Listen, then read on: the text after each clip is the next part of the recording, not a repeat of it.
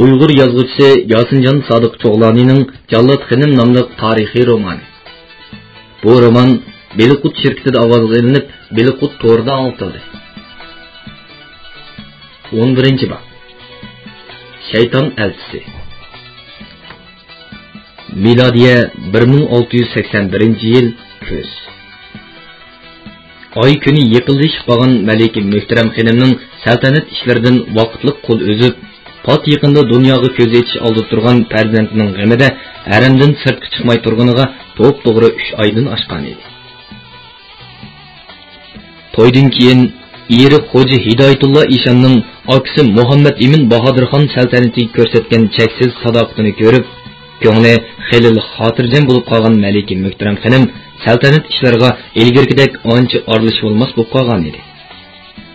Bo'libmi bo'yda qolganligini bilgandan keyin vujudida boshlangan farzand ishda Hidoyatullo Ishonga bo'lgan ayollik mehr muhabbatini boshlandirgan edi. Shunga u saltanat ishlaridan ko'ra farzand g'amida ko'proq xiyol suratdi. U qo'rsida 6 oylik bo'lganda akisi Sultan Muhammad Emin Bahodirxonga o'rda muhofizachilik qo'shinining amirlik mansibidan vaqtliq istifa berish to'g'riliq xat yozdi va eri Hidoyatullo Ishonni bu mansabga tayinlashni tavsiya qildi. Shu kunlarda Xo'ja Hidoyatullo Ishonning soxta sadoqatiga va turli sehri afsullarga ishonib, uning ixlosmand murtiga aylangan Sultan Muhammad Emin Bahodirxon neri virusni o'ylanib o'tirmayla sonlisining tavsiyasini qabul qilib, Xo'ja Hidoyatullo Ishonni o'rda muhofizachilar qo'shinining vaqtliq amirligiga tayinladi. Xalqning muhim bir harbiy huquqini qo'lga kirgizib olgan Ishon Sultan Muhammad Emin Bahodirxonni ko'zdan yo'qotib, saltanatni qaytadan qo'lga olish uchun jiddiy tadbir tuzishga kirishdi. Qo'g'in vashang bo'lgan mezgillar bo'lganiga qaramay, kecha havosi xilil illiq edi. Bugun shom namozini alaytan Malika Muhtaram xonimning hujrasida o'qigan Hidoyatullo Ishon duo tortib bo'lgandan keyin Malika Muhtaram xonimning qishig'i keldida uning nepiz yepak ko'ngliga patmay yo'g'ingan qo'rsqini yengil siladi. Ta'mimcha ko'zlarining yo'rishiga ancha uzun qolmadigi deyman aqcha.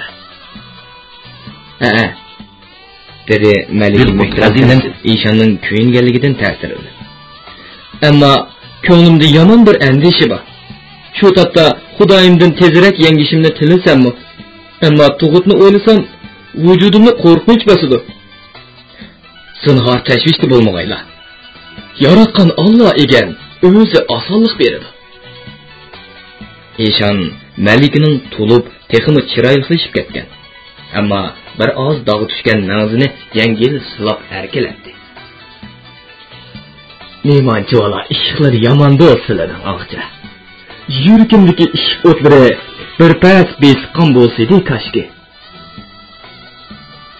Ishonning shahvat ushqunlari chaqnab turgan ko'zlariga qarab, Malika Muhtaram xonim pisang'idi kulib qo'ydi. Tasallilari behojat azirtin. Ko'ryotadilar. Turqimiz mushu. Dedi Malika yo'g'on qo'rsqini qo'shlab oltin uzuk solgan barmoqlari bilan silab. Hojatlardan chiqolmas bo'lib qoldik. Shu topda yuraklarni ko'ydirayotgan o'l o'tning haramdagi to'qal, sekilaklarning ishq piroq ekanligini bilgitishimiz bor. Hijr bo'lmay, chiqirayversizlar. Hazratlardan zinhor ranjimayman. Yo'q, so'racha. Ko'nglimga shak keltirmagaylar. Bugundan boshlab ko'zlari yo'rib bo'g'icha har kecha hujurlarda itikobda o'tirib tunayman. Ishonning yog'limi gaplari Malikaning ko'nglini yoyirtirdi. Asiyada sog' salomat yangishning g'amida qolgan Malika Muhtaram xonim shu topda Ishonning ko'nglidagi allaqandoq taqazzolikni, nimanidir kutib, pat-pat sirtqa qarab qo'yayotganligini faqatli bilmaydi. Vaqt uzargan sira Ishon titik bo'lib ketib boradi. Nihoyat xizmatkor ayol hujraga yengil qadam tashlab kirib keldi. Qutbil aqtab par buzurqqa ma'lum bo'lg'ay. Xon oliylari huzuridan chaparman ketdi. Qadligahimning par buzurqim bilan ko'rishdigan jiddiy ishi bor. qandoq ishligini aytmadimi? So'radi Ishan jiddiylashgan qiyofatda. Oqsuv tarafda g'alyan ko'tarilgan o'xshaydi. Tafsilotini Ishan pirimning o'ziga yetkazimiz deydi. Hey, yana g'alyan ko'tiribdi-da. Malika Muhtaram xonimning chiroyi tatirib ketdi. Necha vaqtdan beri xilili tinjib qolgan edi. Yana nemish bo'lgandi? Malika Ishonga qarab murojaat qildi. Xon oliylarining huzuriga chopsam bo'lsa hazratim. Qishimda xizmatkorlar bo'lgandan keyin mendan zinhor ansirmagaylar. Saltanat ishlari hammadan afzal. Ishon Malika Muhtaram xonimdan qiyolmagan qiyofatda o'rnidan turdi-da sirtga chiqdi. To'rt ot qitilgan üstü yepiq, hashamatlik mafida o'ltirib, o'rdiga qarab ketayotgan Hidoyatullo Ishonning yuragi shu topda hayajon bilan so'qmoqda edi. Oqsuning noib amiri Abdursul xalifa bilan maxfiy til beriktirib qo'zg'agan bu qitimqi g'aliyon xo'ja Hidoyatullo Ishonning Sulton Muhammad Emin Bahodir xonni ko'zdan yo'qitib, Buyuk Saidiya saltanatining oltin taxtini tortib edish uchun tuzgan suiqasdlik planining birinchi qadami edi. G'aliyonning ko'tarilganligidan oldin xabar topgan xo'ja Hidoyatullo Ishon ahvolni Sulton Muhammad Emin Bahodir xonga ma'lum qilishga choparman avatib, o'zi aloyitan Malika Muhtaram xonimning hujurasiga kelib o'tirgan edi. Bu suiqasdlik planning fosh bo'lib qolishida. Shundaqla Malika Muhtaram xonimning ishonchidan ayrilib qolishdan ansirgan Ishon planini mana mushundaq inchki o'rinlashtirgan edi. Hamda Sultan Muhammad Emin Bahodir xonni qasdlash vaqtini Malika Muhtaram xonimning to'g'it mazgiliga to'g'rilgan edi. O'rdining adolat sariga oldirash tanash kirib kelgan xo'ja Hidoyatullo Ishon g'amkin o'tirgan Muhammad Emin Bahodir xonni ko'rib, qo'l qovushtirib ehtirom bilan salom berdi. Hech ishdan xabari yo'q qiyofatda oldirash dedi. Janobi Qibligahimning aziz dini salomat bo'lg'ay. Tabriqchilik. Oqsudagi munofiq osiylar saltanatimizga qarshi g'alyan ko'tiribdi, dedi Muhammad Emin Bahodir xon g'azablangan holda. Zinhor ochiqlanmag'ayla ona hazratim. G'azab aziz tanlarini kasalga duchor qila, dedi Ishon kuyingan qiyofatda. Ul g'alyanning duosi sulik majrasimidi yoki yo'qsa zinhor sulik majrasi emasdir. Oqsu amiri Abdursul xalifa degan munofiq janobi Qutbul Aqtobni hamda bizlarga buyuk saltanat egisi xonu sultonga qarshi chiqdi. Oqsuda besyor lashkar jug'lab Ostonaga bostirib kelishga tayyorlanib yetibdi. Ya hazrat, ul murtad amirning yuragining cho'ngligini ko'rmandigan, dedi Ishon yoqasini tutib. Yarliq tushidagaylar oliylari. O'zim xon lashkarlarini boshlab berib, ul osi amrini tutib, g'alyonni tinjib qayman. Buni vat hazratlarni avor qilsak bo'lmas. So'lik majroat sababidan kelib chiqqan g'alyan bo'lsa edi, albatta pir buzurgimning borg'ini tuzuk bo'lar edi. Ammo bu saltanat majrosidir. Shunga o'zim shaxsan lashkar tutqayman. Janobi davlat tanahim buyuk saltanatimizning yegona posibonidir. Bunchalik ishlarga o'zlarini juvvatsaq yaxshi bo'lmas. Yanala mening lashkar tortib borg'ini mansab. Chunki bizlarga saodatman ahli suluk peshvosi xon oliylariga vakolatan lashkar tortsak, ul murtad amirning ozdirishi bilan yo'ldan chiqqan nodon ra'iyatni saodat yo'liga qaytirib, buyuk saltanatimizning to'q alimi ostiga jami qilishimizga ko'p yordam bo'lib qoladi. G'alyan o'lim yetimsiz yaxshilik bilan besiqidi. O'g'o shundoq, dedi Ishonning sadoqatidan suyungan Muhammad Emin Bahodir xon. Ammo ki shu topda ojizamiz Malika Muhtaram xonimning ko'zi yo'rish oldi turdi. Bundaq vaqtda hazratimni mushkul ishga buyursak yaxshi bo'lmas. Muhtaram Og'ich xonimni avval yaratgan Alloh egamga, ondan qolsa janobi Qibligahimga topshirdi. Qilchilik ishkilanmagaylar. Hammadan saltanatimizning tinchlik afzal. Mayli undaq bo'lsa. Piri buzurkimizni japoda qo'ydigan bo'ldik, dedi Muhammad Emin Bahodirxon Ishonning talabiga qo'shilib. Qashqarning noib amiri Mirza Muhammad Shohbeg hazratimga hamdamni bo'lg'ay. Mirza Muhammad Shohbegning ismini olib, Xo'ja Hidoyatullo Ishonning chiroyi purishdi. Yuragi ansizlik bilan to'kirlab ketdi. Shu topda Ishon uzundan beri pillallab ming tasdi qorishtirgan suiqasdining buzilib ketishidan qattiq ansirayotdi. Shunga u olman-talman Muhammad Emin Bahodirxonning taklifini rad qildi.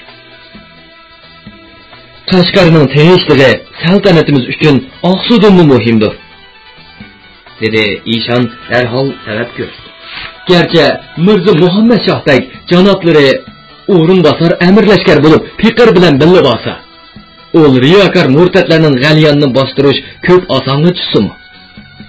Ammo Qashqardan ul sarkardini bir qadamni neri qilishga zilhor bo'lmaydi. Lashkari divanda Bahodir sarkardlardan xilili bor. Piqir aşı sarkardlarni elib Oqsuga yurish qilg'aymi. Ammo bu qatimki yurishda har ehtimolga qarshi lashkar sarvazlarni ko'proq ilvog'imiz qo'paraqdir.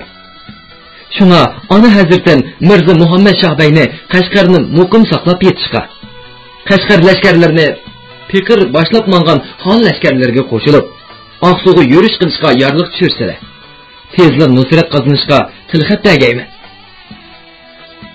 Ishonning taklifini o'rinliq topilgan Sulton Muhammad Emin Bahodirxon ortiqcha o'yinib o'tirmayla Qashqar lashkarlarini darhol yo'lga chiqib, Maral beshida Xo'ja Hidoyatullo Ishon boshlatmagan jazo yurishi qilguvchi xon lashkarlariga qo'shilishga, Xo'ja Hidoyatullo Ishonni butkul Saidiya lashkarlarining to'liq huquqliq song'unligini ustiga elishga yorliq tushirdi.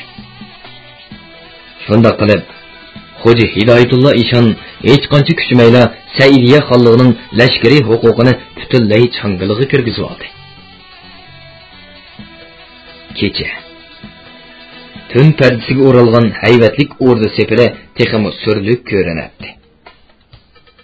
10 qadam oraliqda bir dugudak o'rinlashtirilgan qorovullar mugdab qolmaslik uchun sepil ustida to'xtamay u yoqdan bu yoqqa melib turadi. Oqsuda ko'tarilgan g'aliyon sabablikmi Sulton Muhammad Emin Bahodirxonning ko'ngli kechilik bazmini xolamagan bo'lsa kerak, o'rda ichi Go'riston timtasligiga cho'mgan edi. Orda sepilning ustidagi ko'ztish munorida turayotgan lashkarlarning quliqiga shaharning oltinlik mozoriga yondosh silingan xonaqodagi so'fi darvishlarning jarri samollaridan ko'tarilgan u sadolari to'limi ojiz anglatdi. Tuyuqsiz orda sepilning kun petish yon qovuqi tuyiga xuddi g'oyibdan paydo bo'lgan tun arvohlaridek 10 necha qora ko'langa paydo bo'ldi. Bir-biridan batlik gavdalarini sepilning so'g'uq, mustahkam temiga chaplab turib, itini doğrab bir neçini havuşidi.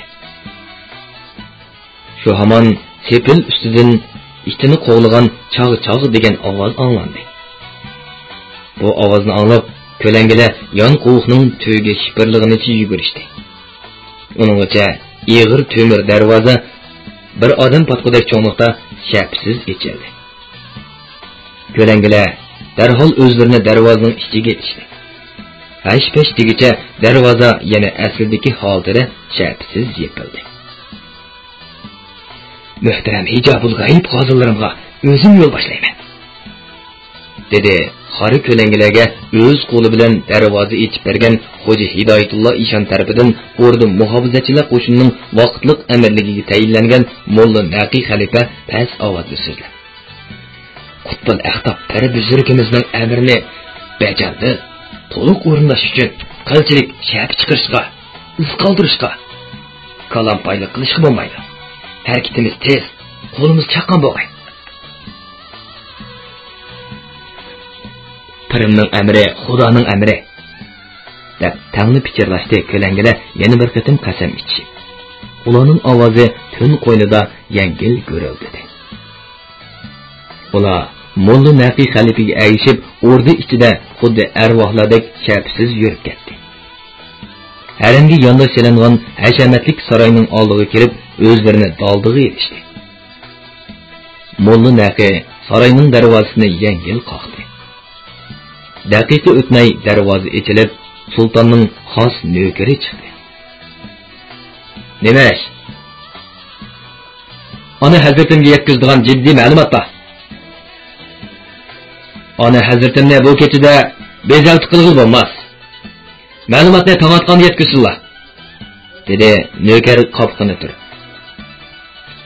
Menda qibligohim bilan har qanday vaqtda daxlsiz ko'rishga berilgan dastak bor, dedi Molla Naqi qo'yindan bir tal shahona kun qopni chiqarib.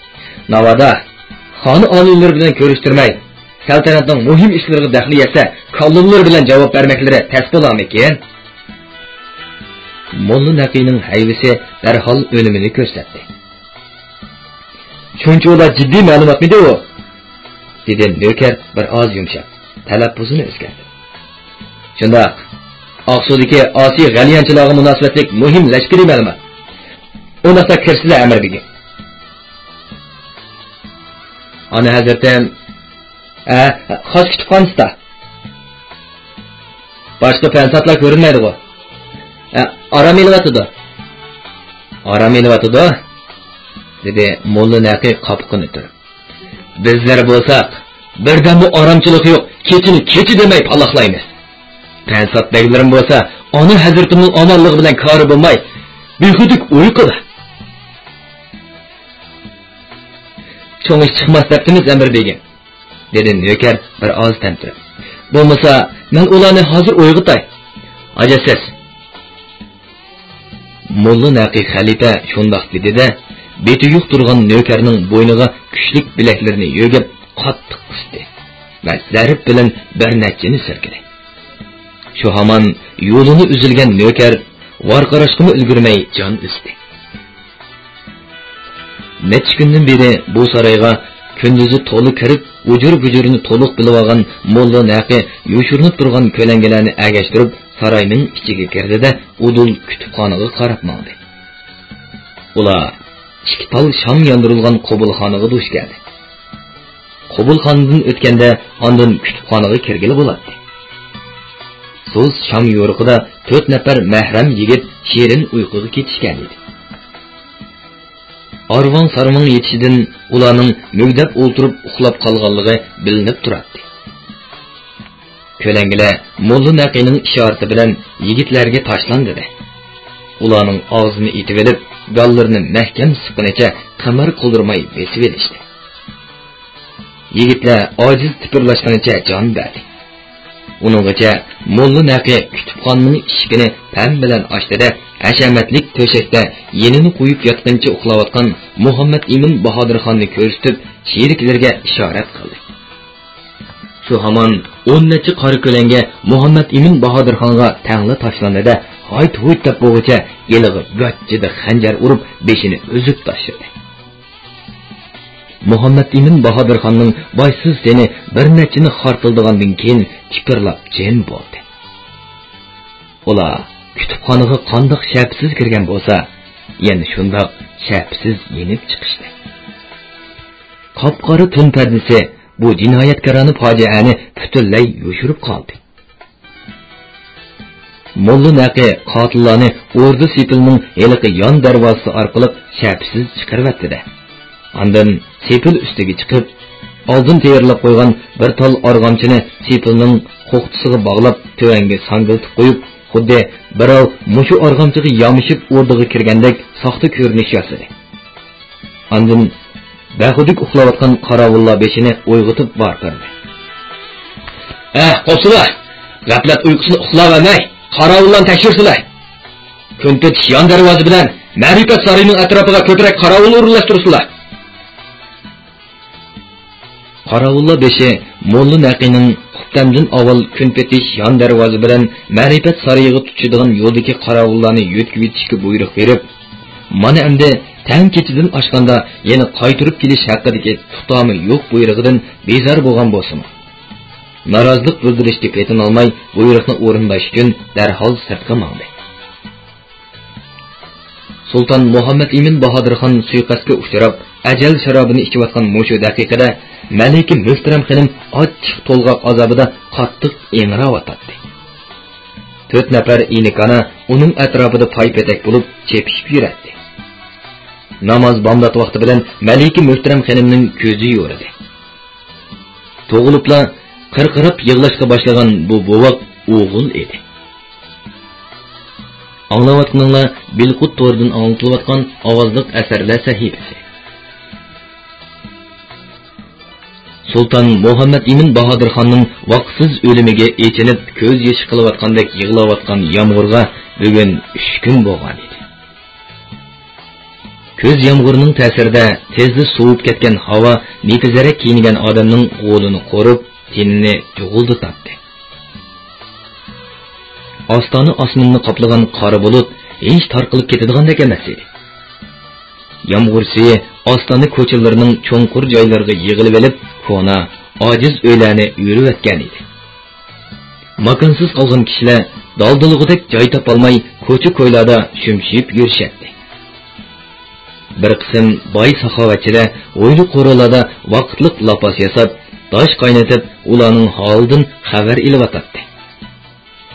Ig'ir musibat va yomg'ir ofatiga uchragan ostona xalqining chiroyi to'liq g'amkin va bechora ko'rinadi. Birli kashfu karomati bilan Oqsudagi G'aliyonni tinchitib, Osiy noib amir Abdursul xalifani al qilgan Xo'ja Hidoyatulloh Eshon Sultan Muhammad Emin Bahodir xonning qasdga uchrab qazo qilganlik xabarini anglab, qattiq cho'chidi. Abdursul xalifani yanada Oqsuning noib amirligiga tayinlab, barliq sarkarda lashkarlarini, hatto Qashqarning hamdamchi sarkarda lashkarlarigacha agashtirib, kech-kunduz to'xtamay yo'l yurib, Ostonaga qaytib keldi.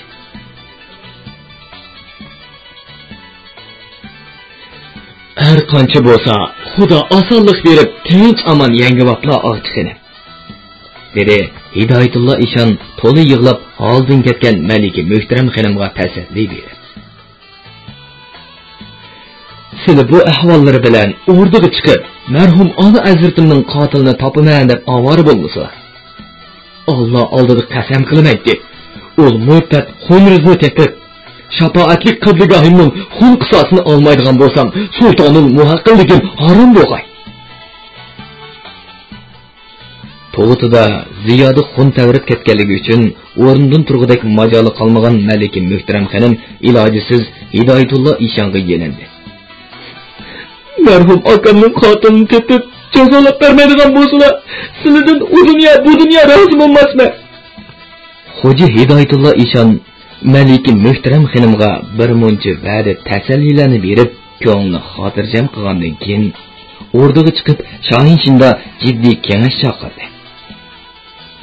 O'rdaning Kunketish yon darvozasida qorovullikda turgan 50 necha lashkar bilan Molla Naqi xalifaning buyrug'i bo'yicha Ma'rifat saroyiga boradigan yo'ldagi qorovullarni boshqa tarafga yo'tkayotgan Yasovulloh beshini hamda Sulton Muhammad Emin Bahodir xonning shu kechadagi omonligiga mas'ul bo'lib, navbatchilik qilgan 100 necha nökarni o'limga buyurib, darhol qallasini oldirdi. Hamda xonning xos muhofazachiligini ustiga olgan 500 nafar pansot yigitlarni Saidiya tasarrufining chat yiroq lashkargohlariga 10-15 dan bo'lib avatib teriqdek chechib o'rdining ichini dastlabki qadamda muvaffaqiyatli tozalab, Sulton Muhammad Emin Bahodir xonga sadoqatman amirga o'zining sur hayvisini namoyon qildi. Shohinshin ichi chevin usti onlangudek darajada timtoslikka cho'mgan edi. Buyuk Saidiya saltanati qurilib, bir qitimdala bunchola ko'p odamning kallasi ilinganligini anglab, yoki ko'rib boqmagan bu hashamatlik xon sariyi qattiq vahima ilkida sukutga cho'mgan edi. Qo'rqinchdan put-qo'llarida jon qolmagan bir qism o'rda arkonlari log'-log' titrashatdi. Shundaqli beshini ko'tarsa, Eshon tarafidan darhol o'limga buyurildigandek to'yg'iga kelib, qo'llarining yoqisi ichiga boshlarini yushirish uchun kirpidak tugilatdi. Oltin taxtda hozirli o'ltirg'usi bo'lsa, bir qism o'rda arkonlarining gumonini qo'zg'ab qo'yishdan, al ostida fitna fasod tarqalib ketishdan ansirgan Hidoyatulloh Eshonning ko'zlari bo'sh turgan taxtga ixtiyorsiz pat-pat tushib ketadi. Tangdasiz huquq imtiyozning simovuli bo'lgan oltin taxt Eshonni o'ziga magintek tortib turadi. Ah, Tangri, inoyatingga 100 ming qatl shukr, bu oltin taxit yana mening ilkimga o'tadigan bo'ldi. To'g'ri. Aldiraqsanlik qilmag'inim afzal. Ava Dahri Muhammad Emin Bahodir xonning yaqinlarini, sadoqatman amir mansabdorlarini bir-birlab ko'zini yo'qday. Ishqili, bu taxit hamon mening ilkimda. Qachon o'ltirsam bo'laveradi. Ana ashunday xiyollar bilan o'zini ogohlantirib o'tirgan Ishon vahima ilkida beshini to'van silishguncha o'ri turgan amirlarga qarab, chiroyiga so'rlik tus berib so'zlashga boshladi.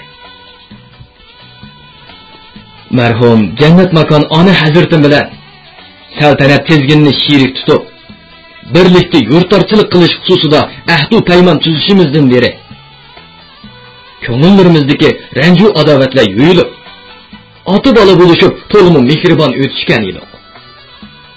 Atqan o'qlar bo'lib, kenigan yeriga dal tegib, buyuk saltanatimizning osoyishligi, ahli ra'iyatning omonligi uchun behisob to'rtalarni ko'rsatgan edi.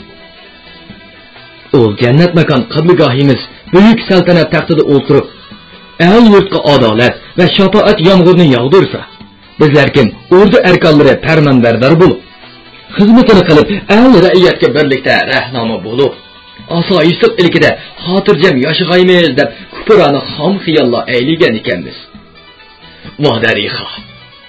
Ol murtad ag'yorlarimiz bizlarning ostondan yiroqda turganligimizdan foydalanib, qiblagohimizni qasd qilib, yurak bag'rimizni dog'lashni zinhor o'ylamagan ekanmiz. Dog'da qoldik, nadonatda qoldik. Rozi rizolik berishamay, didoriga oxir qitim qenib olamay hasrat qoldik. Xo'ja Hidoyatulloh Ishon ko'z yoshlarini yomg'irdak to'kib, bir paz og'zi ochgandan keyin o'ziga agishib, xirtildab yig'layotgan o'rda arkonlariga qarab, gapini davomlashtirdi.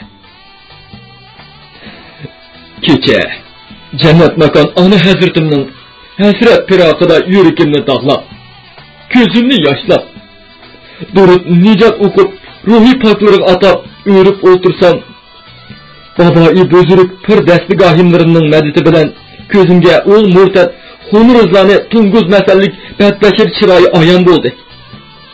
Shu topda jahon aynigidek so'psizlik ko'nglimiz u qotillarning kimligi, nadiligini to'yib turibdi.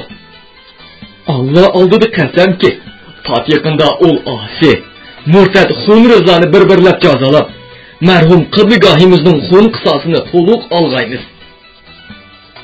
Ishon endi bir chetda farmon kutib turgan Mirza Devonbegiga qarab buyruq qildi. Farmon, tasarrufimizdagi har qaysi yurt oymoqlarning noib amirlari, sipohdaglari jannat makon qiblagohimizning musibat ta'ziyasi uchun darhol ostonaga jami bo'lg'ay. Har qanday sabablarni ko'rsatib, sarkashlik qilguvchilar qattiq jazoga tortildi. Saltanatning eng oliy lashkari huquqini qo'liga olgan Xo'ja Hidoyatulloh Ishonning tushirgan yorlig'i to'limi qattiq edi. Yorliqni topshirib olgan har qaysi yurtlarning baylari va lashkar boshliqlari bir-birlab ostonaga kelishga boshladi. Sultan Muhammad Emin Bahodir xonning o'limidan ko'ngliga qattiq gumon tushgan Qashqarning noib amiri Mirza Muhammad Shohbegmo yorliqni topshirib olgandan keyin ostonaga berish barmoqlik haqida bir qarorga kelinmay uzoq bosh qotirdi. Oxir Hidoyatulloh Ishonning niyat mudoasini bilib beqib, shuningga munosib holda yo'l tutish maqsadida ostonaga kechikib yo'lga chiqdi. Hidoyatulloh Ishonning ko'zlarimi Mirza Muhammad Shohbegning yo'liga tanlurib qolgan edi. Mirza Muhammad Shohbeg Muhammad Emin Bahodir xon qazo qilib 39 kun bo'lganda peshin vaqti bilan ostonaga yetib keldi. Ko'ngli tortmagan holda o'rdaga kirib keldi. Har qaysi yurtlardan kelgan amirlar va o'rda arkonlari bilan Shohinshinni saqlab, taqti taq bo'lib turgan Xo'ja Hidoyatulloh Ishon Shohinshinning bo'sig'isidan otlab salom bergan Mirza Muhammad Shohbegga qahr g'azab bilan cheklaydi. "Tutinglar, buni riyokor qotildi." Ishon o'rda muhofizachilar qo'shinining amirligini ustiga olgan Molla Naqi xalifaga maxfiy buyruq berib, Shohinshinning atrofiga 1000 ga yaqin sufi lashkarlarni mo'ktirib qo'ygan edi. Ishonning buyrug'ini anglabla Molla Naqi bir to'p lashkarlarni boshlab kirdi. Aval Qashqar amiri Mirza Muhammad Shoh Begni, ondan Xotanning noib amirini, Yangisar qal'asining hokim begini va Muhammad Emin Bahodir xonga hamdam bo'lib Ostonaga lashkar tortib kelgan bir qism sarkarda amirlarni hayt-huyt degicha chambarchas bog'lab etdi. Bu nima? İnsan hazretleri qaysi günahımız için bu xo'rlik zulmni ravo ko'rdi ekan?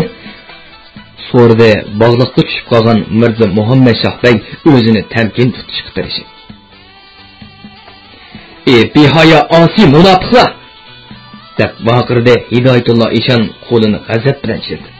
Senlar jannat makon ona hazratimning bisyor shafqatiga va e'tiborlashiga erishgan katta manzabdorlar turuqliq. İflas niyet mudaalarini bir qilishi bilan qora musulmon sulki saqiyachilarning betiga usul o'ynab xon oliylarining aziz joniga qasd qilgan turuqliq yana taqi o'zlarini gunohsiz chaqlashamsa bizga dalil isbot kerak deb furqirashdi bog'liqqa tushgan amirlar qattiq cho'chishib. Sallarning sulki saqiya murtatlarning peshvosi bo'lmish Maxtumzode Daniel Xo'ja degan tunguz bilan yig'ishgan xatlarim allaqachon qo'limizga tushdi. dedi Eshon ko'kamlik bilan. Endi bu jinoyatlardan zinhor kelib olamaysan. Ishimda yo'q purchaq. To'qimda nima qilsin deganda gap bo'ldi-ku bu. dedi Xotanning noib va amiri g'azab bilan bo'g'ilib so'zlab. Uning maydisiga tushib turgan qizg'uch soqollari bir titraydi. Tuhmat qilmag'ayda. Tuhmatxo'rlikni yaratgan haqmi kechirmaydi. Sabr qilsin amir janoblari. dedi bu shum taqdirdan qutulib ketishga ko'zi yetmagan Mirza Muhammad Shoh Beg Xotanning noibi va amiriga qarab. U tunguz masallik Eshon yaratgan haqdan bir oz bo'lsa hayqan bo'lsaydi. Shu chaqcha o'zini qutbul aqtob Valiyulloh Sultoni Muhaqqin deb atab payg'ambarlar ulug'lar bilan o'zini tan qo'yishdan hayo qilgan bo'lar edi. O'z qavmining bechida yot qavmlarning qilichini o'ynatmas edi. Jannat makon xoqonimiz Sulton Muhammad Emin Bahodir xon shayton la'natiga savoq berguchi ul Eshonning domiga tushib ketganligi uchun vaqtsiz ajal sharobini tetidi. Mana endi uchiq oshkora turibdi-ki, hamma xunrezlikni, osiylikni, murtatlikni o'zi qilgan ul mal'un o'zining jinoyatini bizga dengab qo'yib, ona hazratimning yaqin birodarlari bo'lmish bizlarni ko'zdan yo'qitib, buyuk saltanatni o'nchi egilib olmoqchi. Rastayla Mirza Muhammad Shoh janoblari, Eshon hazratlari G'oldin xo'jasining tovuqining tegidan oshning yuqindisini seg'inib qolgan gap. Sarkarda Zo'rdun ko'k ko'zning qiziqchilik qilib aytgan so'zlarga Mirza Muhammad Shoh Begdan boshqa hech kim kulmadi. Açıkça kalmasını lan bu murtatlarni deb bo'g'ilib barqirdi Hidoyatullo Eshon lag'loq titrganicha. Lashkarlar bog'liqlik amirlarni darqirtib so'rgunicha sirtqa chiqdi. Gap qilishga fursat bermay, xuddi qo'y bo'g'izlagandek bo'g'izlab tashlashdi.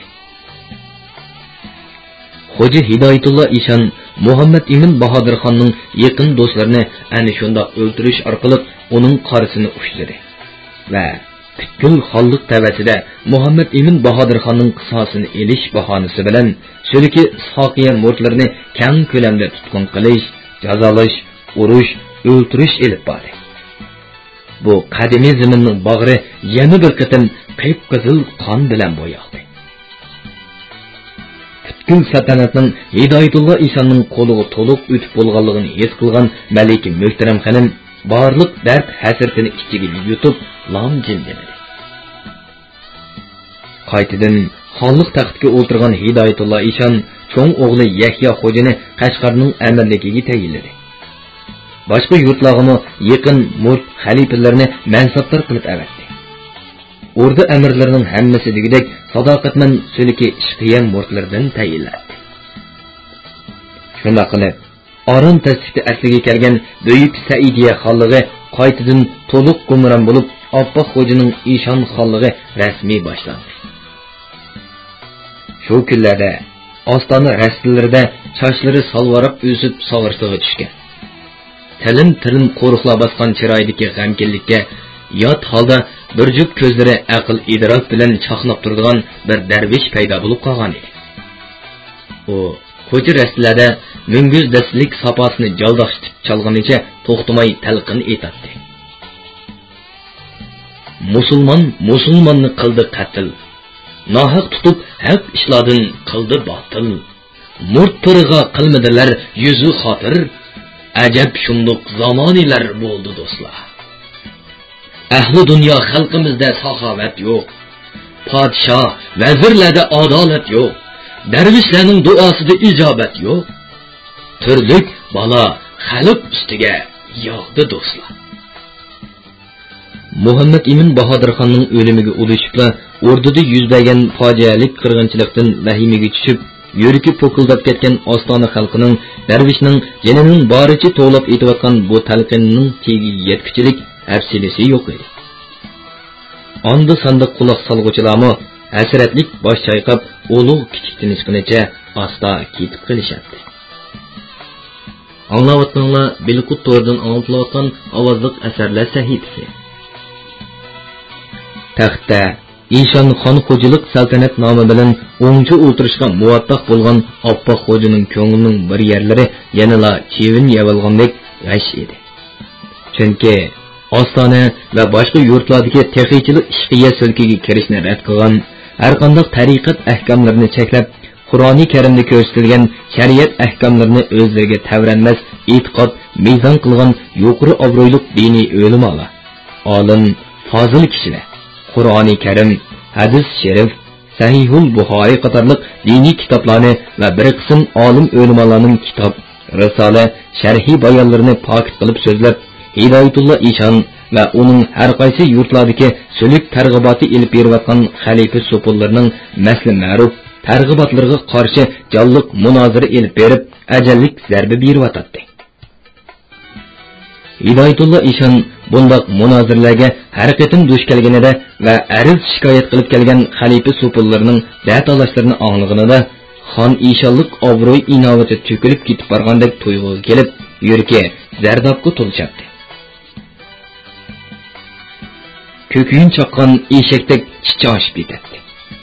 Shundaqdimi bu ishlarga parvo qilmagandek qiyofatga kirib olib, masjid xonaqalarda, juma, meyit va hid oyin namozlarida, diniy murosimlarda, to'y to'kun, nazir chiroqlarda mas'ul ma'ruf vaz nasihat qilishni qo'ldan bermaydi. Nutq so'zlab ishqiya sulkini targ'ib qiladi. Sufi darvishlarni o'ziga hamdam bo'lib, ruhonchilik qilishga buyurdi. Sufi darvishlarning o'zi va Ishon xonlik saltanati haqidagi dabdabalik danglash, maqtashlarini qilchilik xijil bo'lmay anglaydi. Anglagan sira choyga solgan qaratdak erib hayajonlanadi. Ishon xonlik saltanatining ulini mustahkamlash uchun avom xalq orasida vosita tanlamay targ'ibot elib boradi. Taxtda o'tirgan bu bir yildan beri tunji qitim Ostondan Qashqarga kelib, dadisi Xo'ja Muhammad Yusuf Ishonning maqbarasini tavob qilgan Xo'ja Hidoyatulloh Ishon Qashqar xalqiga ko'rinish qilib, saltanat sur hayvisini namoyish qilish maqsadida Eidgoh jamasiga kelib, bugungi juma namoziga imomatchilik qildi. Bir kun avval Ishon xon oppoq xo'janing juma namoziga imomatchilik qilganligi haqida butkul Qashqar shahriga jakorchi chiqarilg'achqimi. Bugun juma namoziga kelgan namozxonlar jami ichiga patmay qolgan edi. Bu tumanligan namozxonlar ichida musulmonchilik farzini ado qilishni ko'zlab kelganlarmi? Futbol ahtob pari buzurib Ishon xon xo'jasiga bir qitim bo'lsa-mu iqtidor qilib namoz o'qish sharifiga erishish maqsadida savob izlab kelguchilarmi? Xon Ishon xon xo'janing chiroy turqiga qiziqib, mas'ul ma'rufni anglab beqish muddaosida masjid otlab kelganlarmi? Atlik fursat topsalar, Hidoyatulloh Ishonni bir xanjar bilan ujiqtirib, yaqindan beri qattiq xo'rliq va zulm tortayotgan sulki Ishoqiya murtlarining qisosini elish uchun qo'yinlarga pichoq tiqib kelgan ashaddiy sulki Ishoqiya murtlarim bor edi. her ehtimolga qarshi puxta qo'llanish tadbiri ko'rgan Oppoq xo'ja e'tikof jamoasining naqshlik mihrobida namozxonlarga yuzlanib tabassum bilan o'ltiradi. Uning dal udulida 2 qadam orliq qoldirib Qashqarning noibi va amiri cho'ng o'g'li Yahya xo'ja 100 nafar to'liq qo'rillangan sadoqatning sufi nökerning hamrohligida namozxonlar bilan ishonning orlig'ida qilin bir qavat odam temi hosil qilib o'tirishadi. Namoz jumaning vaqti bo'lganligini his qilgan e'tikof jamoasining imomi ovozni jarangliq chiqarib saparoz deb to'ldi. Shu hamon jamoaning ichi va sirtida sanjoq o'tirishgan namozxonlar go'rrida o'rinlaridan turishib, tanabdak sap tuzishdi. İçide cuma namoziga niyat ixlosni bildirib, Allohu akbar deb quloq qiqishdi. Hidoyatulloh ishon o'rnidan turib qiblaga yuzlandida farz sunnati bo'lib, jami 6 rakat juma namozini boshlab o'qib tamomladi. Juma namozidan keyin peshin namozini ana shu yo'sinda o'qidi. Ondan namozxonlarga yuzlanib duoga qo'l ko'tardida payg'ambar alayhissalomning muborak nomidan boshlab oxirida o'zining ismigacha zikr qilib duosini oxirlashtirib yuzini sepdi. Namoz o'qish tamomlangandan keyin bir qo'liga qilish, bir qo'liga Qur'oni Karimni ilib olgan Oppoq xo'ja mikrobning yenidagi 9 foylik hashamatlik munbarga chiqdi-da, qilichini qo'ltiqqa qistirib, Qur'oni Karimni ko'krigiga besib turib tabliq qilishga boshladi.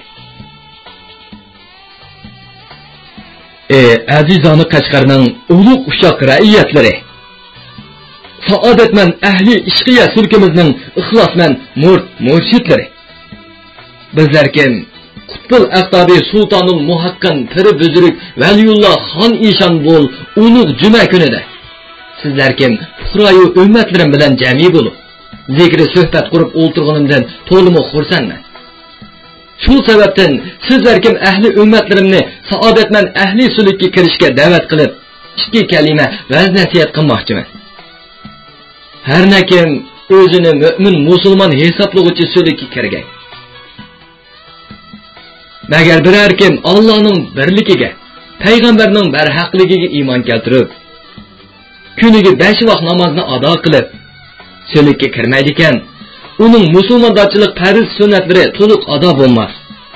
Jannatul Rizvonda havzi kavsarni tetiy olmas. Mahshar kuni Haq taolo qozi bo'lganda bilib bilmay o'tkazgan gunohi kabirlarning hisobini berib bo'lolmas. Navoda bizlar kim Qutbul Aqtab Valiyullohni piri buzuruk tutib sulukka kirsa, yaratgan haqdan ul murshidning barliq gunohi kabirlarini mana bizlar kim pir buzuruklari tiligaymiz. Chunki pir buzuruk ish amalimizni ko'rgu kabi ko'rsatdir. Zehnimizni, fikrimizni qilish kabi o'tkir qilur.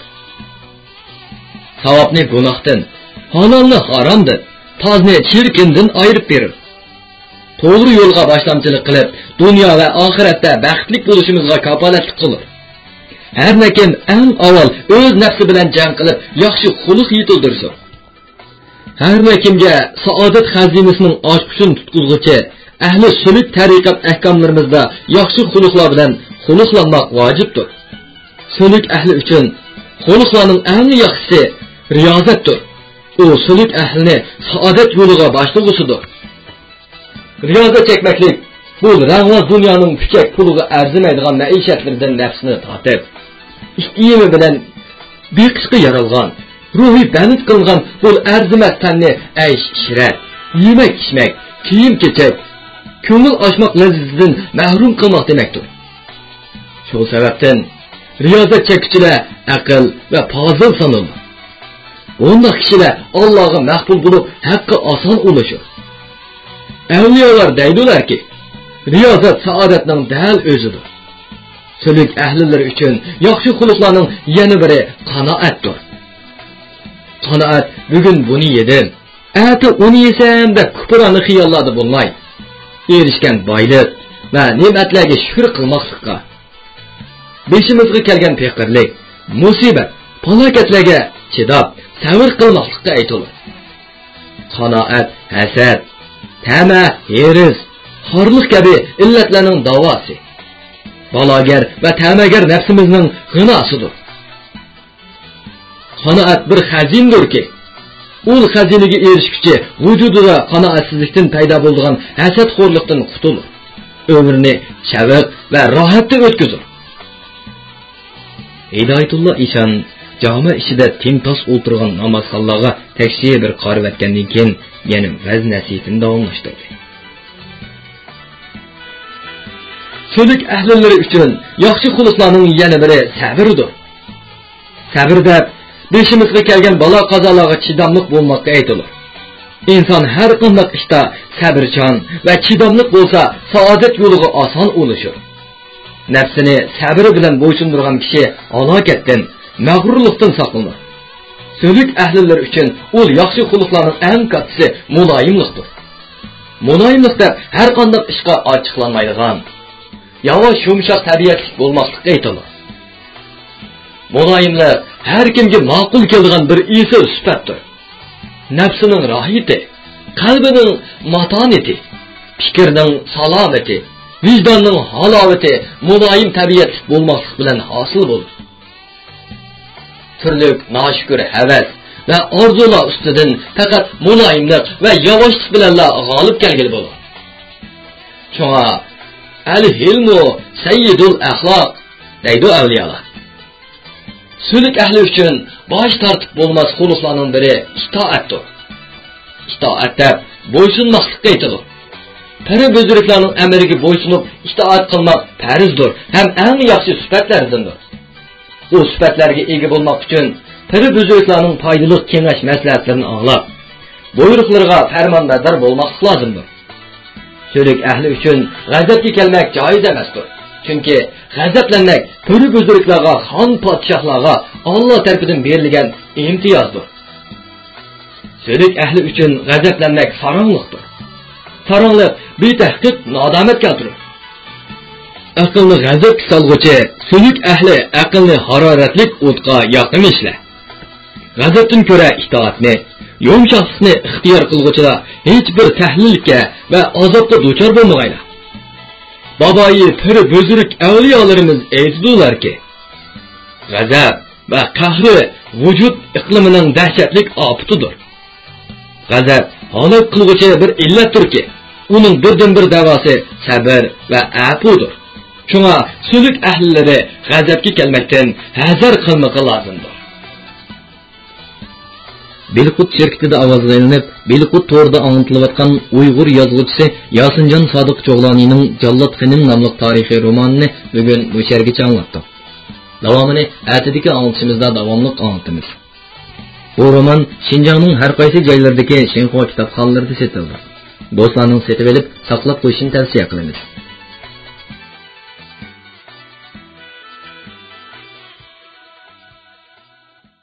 Belqut xazinasi Uyg'ur xalqining urf-odat, nashr shaxsiy tibobat, maqol tamsil, cho'chak, rivoyat qatorliq Uyg'ur madaniyat xazinasidagi bebaho go'harlar. Karton ilpa, qonun nizom, ishorat tili, tan tarbiya, fizika, ximiya qatorliq 600 dan ortiq kasbiy sohadagi Uyg'urcha, xanzucha, ingliz 3 xil til, 6 milliondan ortiq so'z, ovoz ham surat birgalashtirilgan kompyuter yumshoq detali. Bilmaganni Belqutdan bil. Belqut xazinasi